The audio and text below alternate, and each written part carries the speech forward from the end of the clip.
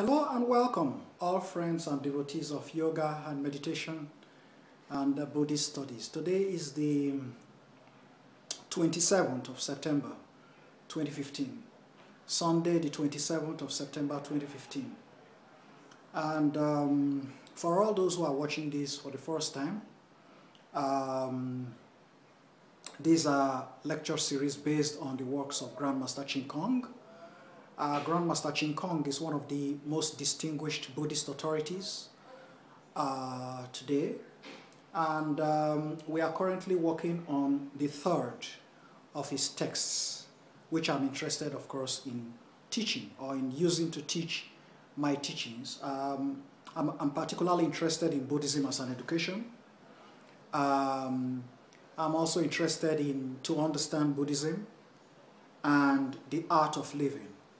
We are currently on the Art of Living, page 31.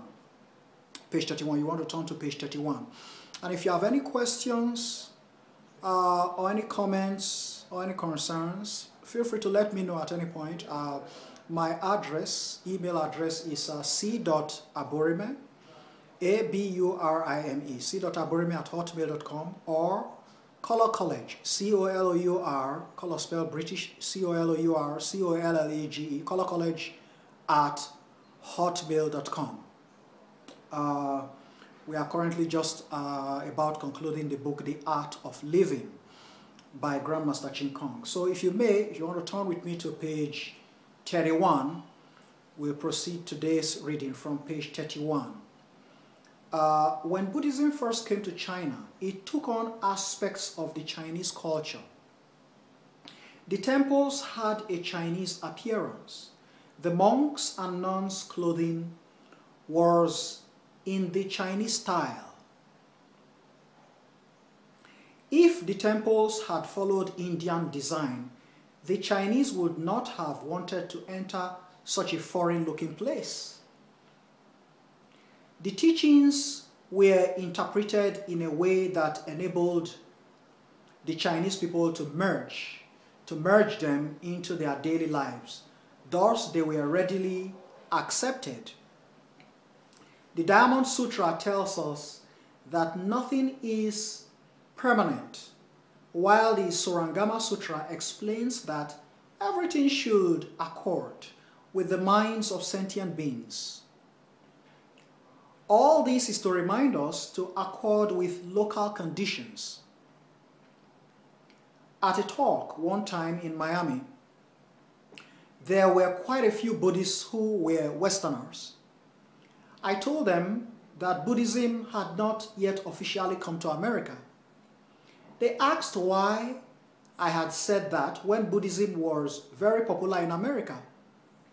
I asked them, have you ever seen Buddhist statues with features that resemble a Westerner? They briefly thought about it and realized that what I had said was true. When Buddhism spread to China, pictures and statues of Buddhas and Bodhisattvas adopted Chinese features. In Japan, they have Japanese features. The same applies to Thailand, Tibet, and so on.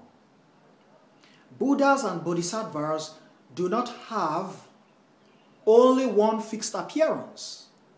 Rather, they appear in the form that is most acceptable and comfortable for the local people. Furthermore, Buddhism adapts to take on the aspects of the local culture.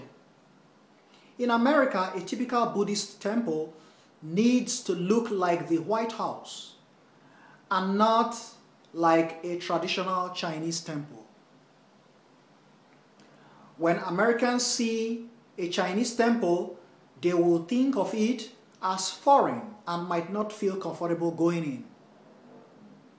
However, if the buildings look like the White House, they will go in uninvited. Do you not think that they will be happy to see Buddhas and Bodhisattvas with Western features? They certainly would.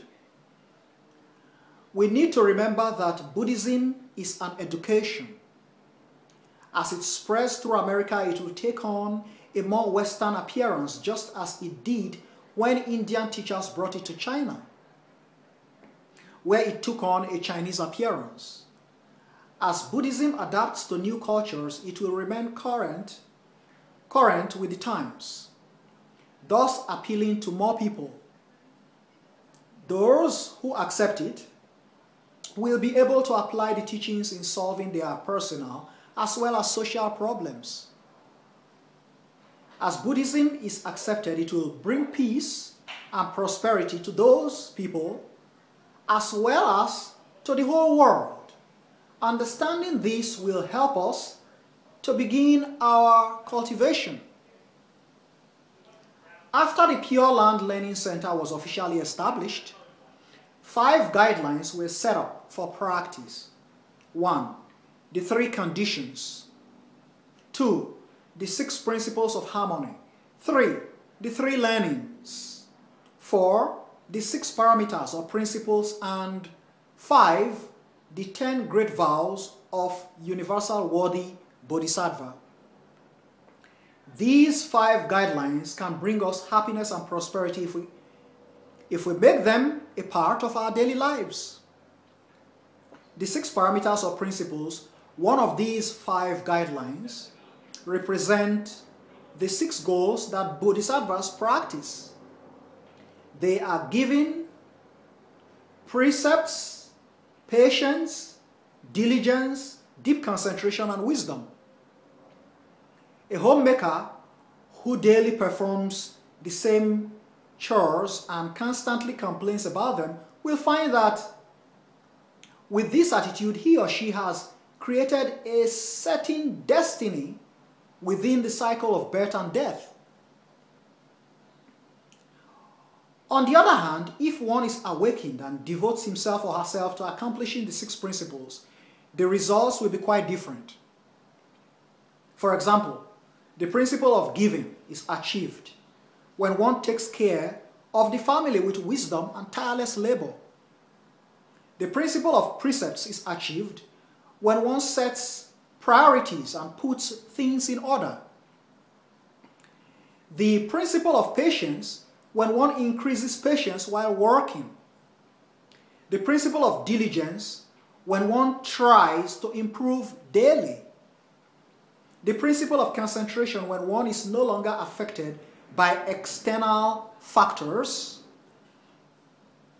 And the principle of wisdom when one is clear-minded.